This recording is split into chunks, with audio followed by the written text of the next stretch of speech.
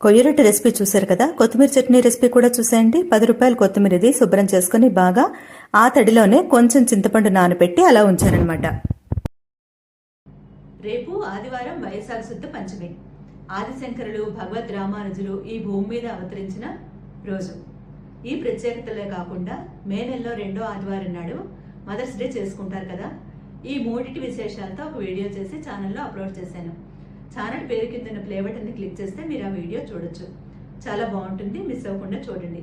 చూసి మీ అభిప్రాయం చెప్తారని ఆశిస్తున్నాను. అందరికీ అన్ని రకాల శుభాకాంక్షలతో నమస్కారం. ఆ చింతపండు కొంతసేపు నానిన తర్వాత ఉప్పు, ఇంగువ, ఒక పచ్చిమిరపకాయ, కొంచెం బెల్లం వేసుకుని బాగా గ్రైండ్ చేసుకోవాలి. కొంచెం నీళ్లు కూడా పడ్డాయి అనుకోండి, మిక్సీ జార్కి అందదు కదా.